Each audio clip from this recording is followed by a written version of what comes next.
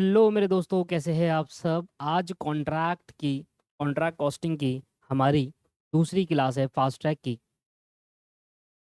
देखिए, contract costing के अंदर दो कॉन्सेप्ट रह गए हैं। एक एस्केलेशन क्लॉज वाला कॉन्सेप्ट, जो कि हम इस क्लास के बाद करेंगे, ठीक है। एंड इस क्लास के अंदर हम बेस करेंगे एस्टिमेटेड प्रॉफिट वाला कॉन्सेप्ट। अब देखिए क्या था कि जब प्रीवियस क्लास में मैंने आपको पढ़ाया था कि वहाँ पर मैंने देखा था कि नोशनल प्रॉफिट में से कितना परसेंट आपका पीएनएल में जाएगा और कितना आपका रिजर्व में जाएगा। तो यहाँ पर हमने पिछली क्लास में सीखा था कि अगर आपका 90% या उससे ज़्यादा डिग्री ऑफ कंप्लीशन है, 90 या 100 के बीच में, या 90 और 100 भी इंक्लूडिंग, अगर डिग्री ऑफ कंप्लीशन होता है, तो ऐसे में नोशनल प्रॉफिट में से एस्टिमेटेड प्रॉफिट के बेस पर ट्रांसफ़र किया जाएगा। कहाँ पर? आपका पीएनएल अकाउंट में, और बाकी जो बैलेंस होगा वो आपको रिजर्व में डाला जाएगा। फिर मैंने आपसे बताया था कि देखो, पेज नंबर मॉड्यूल के वहाँ पर कुछ अलग और भी मेथड्स है जिनकी तरीके से और तरीक़ों से भी हम ट्रांसफ़र कर सकते हैं अपने नोशनल प्रॉफिट को पीएनएल अकाउंट में on the basis of estimated profit. तो आइए समझते हैं उस चीज़ को। तो एक क्वेश्चन करते हैं और उस क्वेश्चन से इन सभी मेथड से कितना कितना, किस किस मेथड में कितना अमाउंट ट्रांसफ़र किया जाएगा प्रॉफिट एंड लॉस में, वो करेंगे। एंड देन नेक्स्ट क्लास हमारी होगी एस्केलेशन क्लॉज की, जो कि एक इंपॉर्टेंट कॉन्सेप्ट रहता है। हाँ, पर पेपर में इसका पूछा ना पूछा बहुत रेयर आता है, बट इंपॉर्टेंट है। क्यों है इंपॉर्टेंट? क्योंकि अगर पेपर में आ जाएगा तो फिर आप वो नहीं कर पाओगे। इसलिए नेक्स्ट क्लास में हम एस्केलेशन क्लॉज पढ़ेंगे। नेक्स्ट क्लास हमारी लास्ट क्लास होगी कॉन्ट्रैक्ट की। Concept based on estimated profit, the amount of profit transfer from notional profit to costing PNL in case of percentage of degree of completion is equal to और greater than 90%। तो अगर आपका degree of completion 90% या उससे ज़्यादा होता है, तो ऐसे में आपको अलग अलग मेथड दिए गए, इनके बेसिस पर आप अपने नोशनल प्रॉफिट को ट्रांसफ़र करेंगे कॉस्टिंग पीरियड में। कुछ अमाउंट ट्रांसफ़र करा जाएगा कॉस्टिंग पीरियड में। सबसे पहला आता है मेथड वन। मेथड वन क्या कहता है कि जो एस्टिमेटेड प्रॉफिट है वो निकालो, उसको मल्टीप्लाई करो कैश रिसीव्ड अपॉन में कॉन्ट्रैक्ट प्राइस से, जो कि हम इसको रिकमेंड भी कहते हैं कि आप ये वाला रिकमेंड करो। जो मैंने पिछली क्लास के अंदर आपने देखा होगा कि मैंने ये वाला पोर्शन यूज़ भी किया था इसका, बट वो क्योंकि 2/3 वाला पार्ट था उधर। बट यहाँ पर क्या है, मेथड नंबर वन कहता है कि एस्टिमेटेड प्रॉफिट को आपको मल्टीप्लाई करना है इसकी रेशियो का, कैश रिसीव्ड अपॉन में कॉन्ट्रैक्ट प्राइस की रेशियो का। मेथड नंबर टू कहता है एस्टिमेट प्रॉफिट को आप वर्क सर्टिफाइड अपॉन में कॉन्ट्रैक्ट प्राइस की रेशियो में डिस्ट्रीब्यूट करो पीएनएल में। एस्टिमेट प्रॉफिट को आप cost incurred till date upon में टोटल कॉस्ट के बेसिस पर डिस्ट्रीब्यूट करो। और मेथड नंबर फोर कहता है एस्टिमेट प्रॉफिट को आप cost incurred till date divided by total cost and multiply by आपके पास कैश रिसीव्ड अपॉन में वर्क सर्टिफाइड, मल्टीप्लाई अपॉन में कैश रिसीव्ड अपॉन में वर्क सर्टिफाइड। ये रहा, multiply by cash received upon में वर्क सर्टिफाइड। फिर मेथड नंबर फाइव कहता है कि भैया देखो, सीधा सीधा आप क्या करो, जो भी नोशनल प्रॉफिट, एस्टिमेट प्रॉफिट लो ही मत, सीधा सीधा नोशनल प्रॉफिट लो और उसको वर्क सर्टिफाई अपॉन में कॉन्ट्रैक्ट प्राइस में डिस्ट्रीब्यूट कर दो। अब एस्टिमेटेड प्रॉफिट कैसे निकालने को कहा था, कह रहा है भाई जो भी आपका कॉन्ट्रैक्ट प्राइस है उसमें से टोटल कॉस्ट माइनस कर दो। भाई मैंने एक कंस्ट्रक्शन का कॉन्ट्रैक्ट प्राइस रखा 100 करोड़ रुपए, और उसमें मेरे 80 करोड़ रुपए की कॉस्ट आ जाएगी, तो बाकी क्या है मेरे लिए, प्रॉफिट है ना, राइट। कॉन्ट्रैक्ट प्राइस कैसे निकालते हैं? कॉन्ट्रैक्ट प्राइस निकालते हैं कॉस्ट इंकर्ड टिल डेट और cost to be incurred. Contract price नहीं होगा, ये टोटल कॉस्ट होगा। टोटल कॉस्ट ऐसे निकालते हैं, कॉन्ट्रैक्ट प्राइस नहीं होगा। टोटल कॉस्ट निकालने का तरीका है कॉस्ट इंकर्ड टिल डेट और कॉस्ट टू बी इंकर्ड, मतलब क्या मेरी कॉस्ट अभी तक खर्च हुई और क्या मेरी और होगी। तो कॉन्ट्रैक्ट प्राइस तो हमें क्वेश्चन में गिवन होता है, उसमें से टोटल कॉस्ट माइनस करा तो आपके पास एस्टिमेटेड प्रॉफिट आ गया, और उसके बेसिस पर आपको करना है। अब सेम एक ऐसा क्वेश्चन है, 8 क्वेश्चन, जो इस कंसेप्ट के बिहाव पर है, जहां पर आपका डिग्री ऑफ कंप्लीशन 90% या उससे ज़्यादा होगा। तो ऐसे में आपको सारे मेथड से ये देखना है। मैं करा देता हूँ, मेथड तो आपको एक ही अप्लाई करना है पेपर में, जो मैंने रिकमेंडेड कहा था ना, वही मेथड अप्लाई करो। मतलब होता क्या है भाई, सर हमें कैसे पता चलेगा कि कौन सा मेथड अप्लाई करना है? जो डाटा आपको क्वेश्चन में गिवन होगा उसके बेसिस पर आप मेथड सेलेक्ट करेंगे। मान लो आपको डाटा गिवन है वर्क सर्टिफाइड कॉन्ट्रैक्ट प्राइस, तो ये यूज कर लेना। बाकी रिकमेंडेड ये होता है कि आप पहला वाला मेथड यूज करो कि एस्टिमेटेड प्रॉफिट को कैश रिसीव्ड अपॉन में कॉन्ट्रैक्ट प्राइस के बेसिस पर डिस्ट्रीब्यूट करो पीएनएल अकाउंट में, ठीक है। बट मान लीजिए आपको कैश रिसीव नहीं दे रखा, उसकी जगह पर वर्क सर्टिफाइड दे रखा है, तो फिर आप यार मेथड यूज करोगे। तो डिपेंड करता है कि आपके पास डाटा क्या है, ठीक है। आइए एक बार कोशिश करते हैं क्वेश्चन नंबर 8 में, और कोशिश करते हैं कि सभी मेथड से देखते हैं कि कितना कितना हमारा जाएगा। A company of builder stuck, टी टी होगा ये sir, multi store structure for 40 lakh, estimate the cost to be 36,80,000। एक मल्टी स्टोर बनाया जा रहा है, उसको मैन्युफैक्चर कराया जाए, स्ट्रक्चर कराया जाए, जिसकी एस्टिमेटिंग जो आ रहा है प्राइस वह है 40 लाख रुपीज़, और जिसमें 36,80,000 रुपये की कॉस्ट इंकर्ड होगी। At the end of the year company को रिसीव्ड हुए 14,40,000 rupees, being 90% of the work certified. अब 90% आ गया वर्क सर्टिफाइड, ठीक है। Work done but not certify was 40,000, work done हुआ पर सर्टिफाई नहीं हुआ 40,000 रुपये। फ्लोइंग एक्सपेंडिचर वर इंकर्ड, मटेरियल पे इतना खर्चा हुआ, लेबर पे इतना, प्लांट पे इतना, प्लांट हमने इतना का खरीदा, प्लांट पे डेप्रिसिएशन लगता है, ठीक है ना, डायरेक्टली प्लांट नहीं जाता। मटेरियल कॉस्ट 2,000 रुपये की डैमेज होगी, that is called abnormal loss, जो कि कॉन्ट्रैक्ट के क्रेडिट साइड में आ जाएगा। Plant is consider having a depreciation at 25%, तो प्लांट पे 25% का डेप्रिसिएशन लगाएंगे। Prepare a contract account, so all the possible figure that reasonably be credit to the PNL account. सारे फिगर आप दिखाइए जो आपके कॉन्ट्रैक्ट में आने चाहिए, वो सब आपको दिखाना पड़ेगा।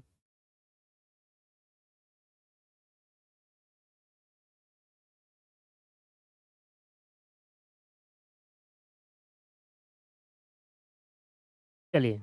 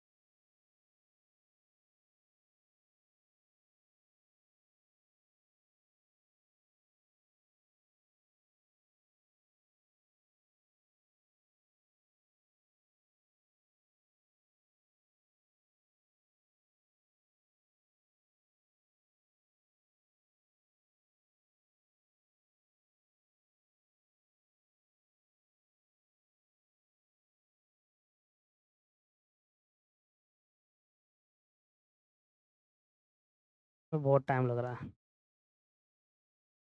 5 मिनट खराब हो गए खामो खा के।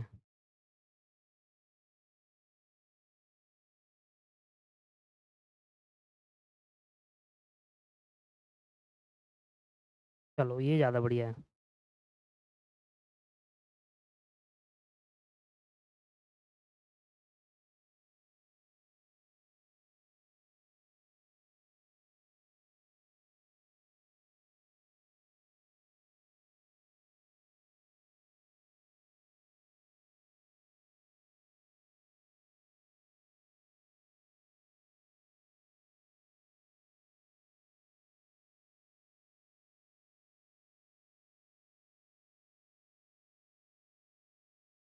सर यही करना है आज की क्लास में बस।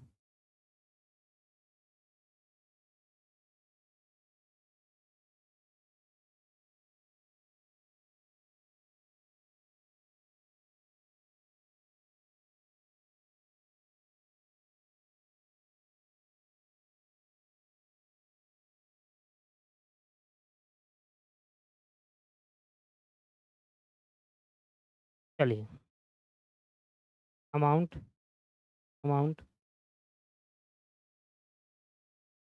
पर्टिकुलर, पर्टिकुलर, ठीक है। सबसे पहले क्या आएगा मेरे दोस्त, सबसे पहले आएगा मटेरियल।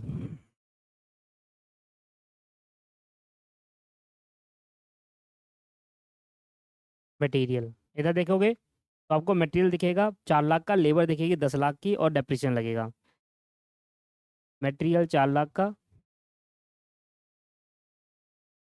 लेबर दिखेगी 10 लाख की। ओहो नहीं, लेबर 10, हाँ, प्लांट पे 25% डेप्रिसिएशन लगेगा, तो डेप्रिसिएशन ऑन प्लांट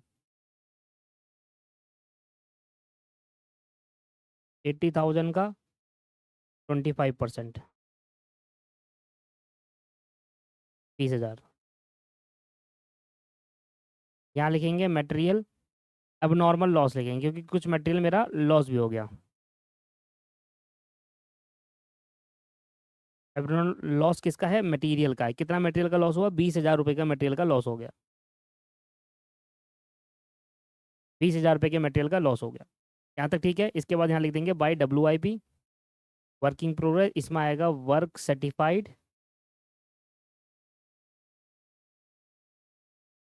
और वर्क अनसर्टिफाइड। वर्क सर्टिफाइड देखिए कितना है। ऊपर बता रखा है कि इसमें वर्क जो नॉट सर्टिफाइड है वो है 40,000 रुपये। वर्क जो नॉट सर्टिफाइड है वो है 40,000 रुपये, और 90% वर्क सर्टिफाई करा गया है।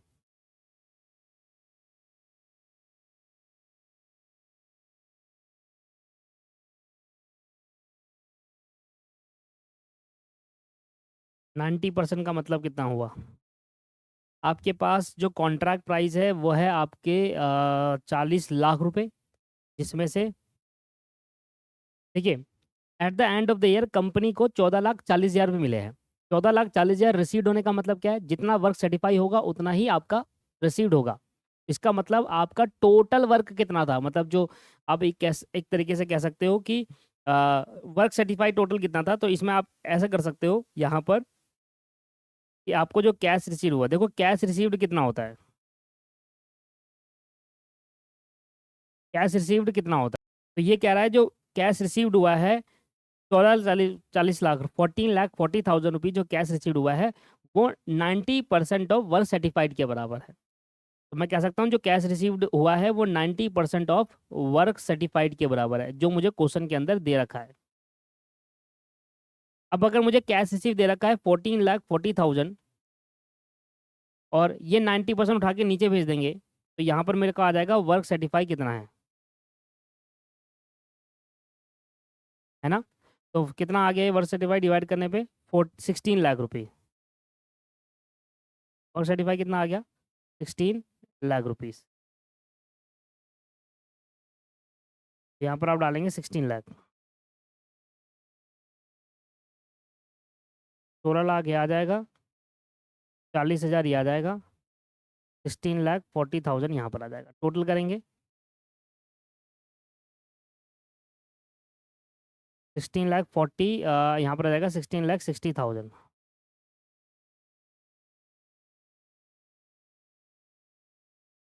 इसमें से माइनस करेंगे 4 लाख, 10 लाख और 20,000।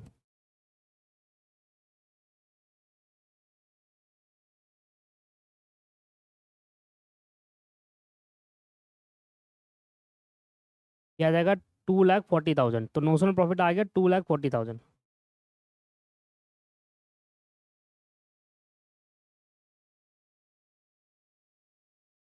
यहाँ लिखेंगे बाय नोशनल प्रॉफिट। अब निकालेंगे डिग्री ऑफ कंप्लीशन।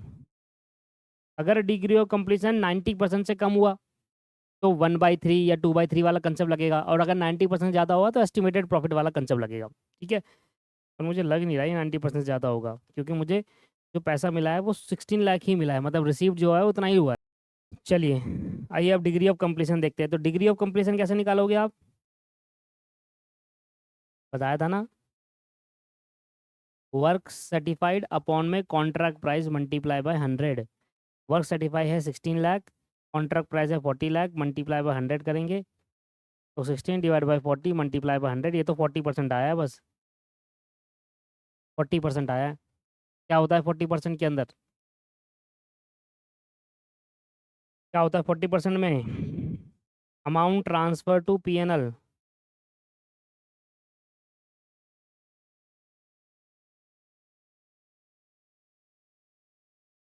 सर 40% में होता है कि आपको कितना पीएनएल में जाएगा, 1/3 मल्टीप्लाई बाय नोशनल प्रॉफिट।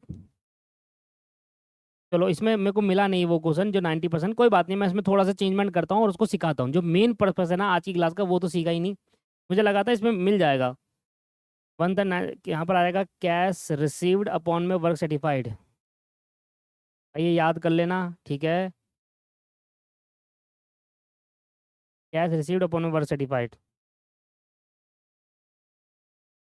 कितना आया, क्या आ गया, 1/3, क्या है 2,40,000, कैश इज टू हुआ 14,40,000 और वर्क सर्टिफाइड है 16 lakh.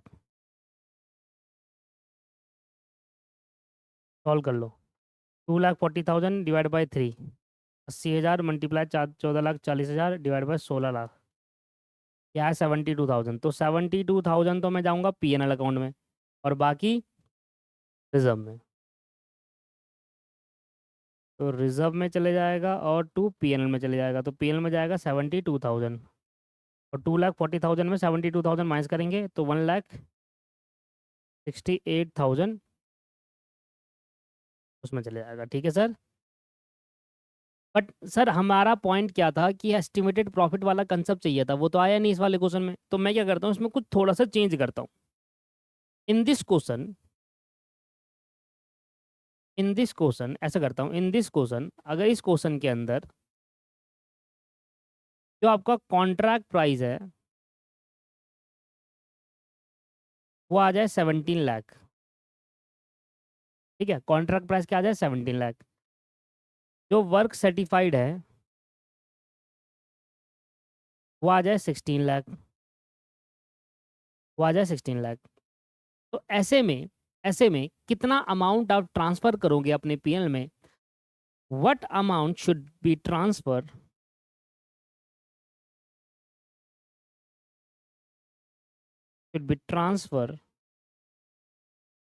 From notional profit to PNL account, from notional profit to PNL account. कितना अमाउंट आप ट्रांसफर करोगे from notional profit to PNL account, ठीक है। इसमें एक चीज़ और मुझे बतानी पड़ेगी, वो है कि कितना आपका टोटल कॉस्ट आता है, क्योंकि डिफरेंट डिफरेंट मेथड से करेंगे तो टोटल कॉस्ट कितनी आएगी वो भी मुझे एक बार बताना पड़ेगा। Total cost of contract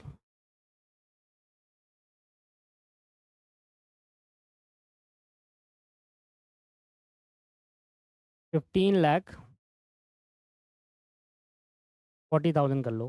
total cost of contract 15,40,000। अब सबसे पहले निकालो डिग्री ऑफ कंप्लीशन।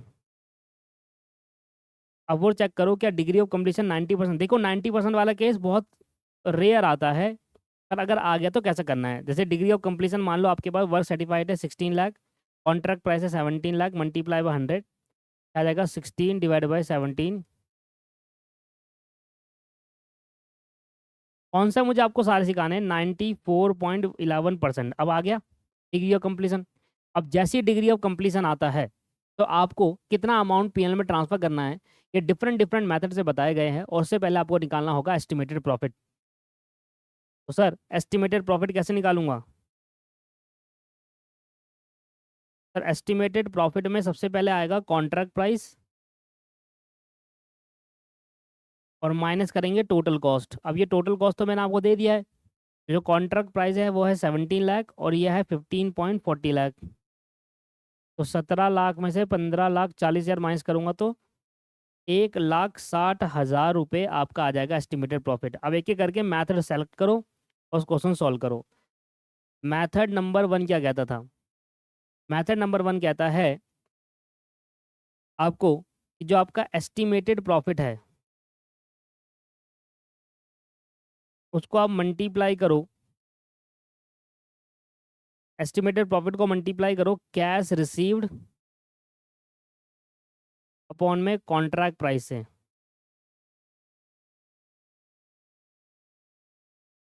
अब एस्टिमेट पहले मेथड के हिसाब से आपका 1,60,000 रुपये एस्टिमेटेड प्रॉफिट है। कैश रिसीव्ड आपको हुआ था 14,40,000।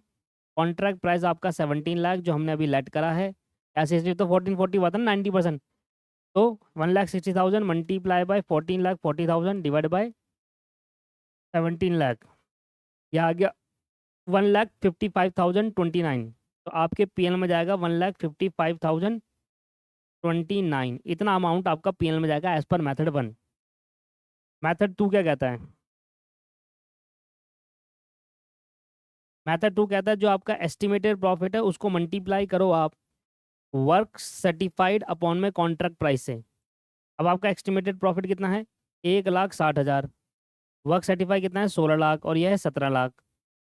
तो आपका कितना आ जाएगा? 1,16,000 multiply by 16 divide by 17। Sir ये आ गया 1,50,588। इतना इस मेथड से अनुसार इतना पीएल में जाएगा। ठीक है। मेथड 3, मेथड 3 क्या कहता है?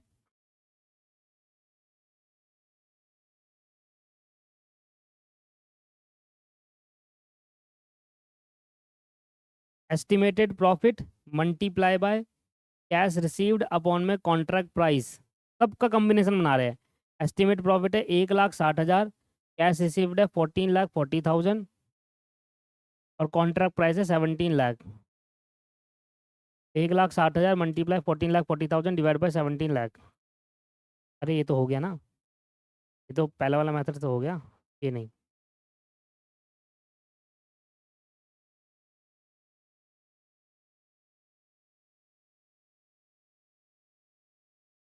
मेथड नंबर 3 था cost incurred till date upon में total cost. Cost incurred till date upon में टोटल कॉस्ट। अभी देखो सर 90% वर्क सर्टिफाई हुआ है और टोटल कॉस्ट हमारी आती है 15,40,000।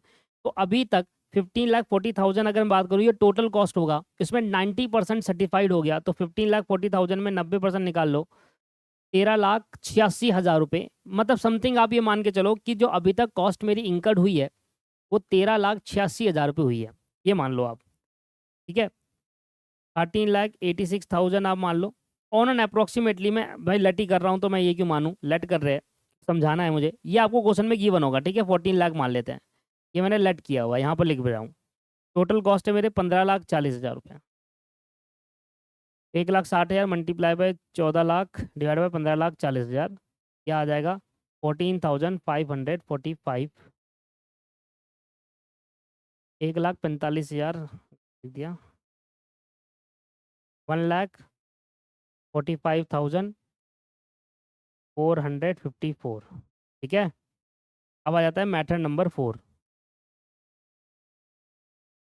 देखिए सारे मेथड से करना है क्या? नहीं, पेपर में कोई एक ही मेथड सेलेक्ट करके आप करो। Estimated profit multiply by cost incurred divided by total cost multiply by work certified divide by, नहीं, multiply by cash receive divide by work certify, multiply by cash receive divide by work certify, ये है। Estimated profit कितना है? 1,60,000 multiply by 14 lakh, 15.40 lakh multiply by cash received हुआ 14.40 लाख और work certify है 16 लाख। इस तरीके से आपको ये सॉल्व करके यहाँ निकाल देना। लास्ट में क्या था? मेथड नंबर 5 नोशनल प्रॉफिट से था। मान लो आपको एस्टिमेट प्रॉफिट निकाल, अब देखो क्या होता है, ये सभी मेथड तभी काम आएंगे जब आप एस्टिमेटेड प्रॉफिट निकाल पाओ। अब आप एस्टिमेटेड प्रॉफिट निकाल ही नहीं पाओगे, बताओ कैसे करोगे? निकाल पाओगे एस्टिमेटेड प्रॉफिट अगर आपके पास कॉन्ट्रैक्ट प्राइस तो होता है, वो तो है, पर आपके पास टोटल कॉस्ट नहीं पता हो। तो क्वेश्चन के अंदर कई बार ऐसा होता है कि क्वेश्चन में टोटल कॉस्ट पता ही नहीं, निकाल ही नहीं पाएंगे। कॉस्टिंग का टिल डेट दे रखी होगी, वो निकाल भी लोगे क्योंकि आपको वो कैसे निकालोगे? जो कॉन्ट्रैक्ट में टोटल कॉस्ट होगी उसकी बेसिस पर निकाल लोगे, है ना। तो जो कॉस्ट इनका टिल डेट होती है वो कैसे निकालते हैं? अरे वो ऐसे निकालते हैं दोस्त, ये मतलब ये वाली जो हमारी कॉस्ट है ना, ये इसमें से ये माइनस कर देना, आ जाएगी टोटल कॉस्ट। जैसे कि 20,000 से 20,000 गया, देखो 10 और 4, ये है total cost incur till date, ऐसे निकालते हैं। वो 14 लाख मैंने सही लेट करा हुआ है यहाँ पर। 20,000 से देखो ये टोटल कॉस्ट यहाँ पर करा, टोटल खर्चा, उसमें से ये माइनस कर दिया अब नॉर्मल लॉस, तो टोटल कॉस्ट इनकर्ड आ जाएगा। पर एस्टिमेटेड नहीं निकाल पाओगे, तो फिर एस्टिमेटेड नहीं निकाल कि अभी और कितनी कॉस्ट खर्च होनी बाकी है वो नहीं निकाल पाओगे, तो फिर कैसे निकलेगा एस्टिमेटेड प्रॉफिट?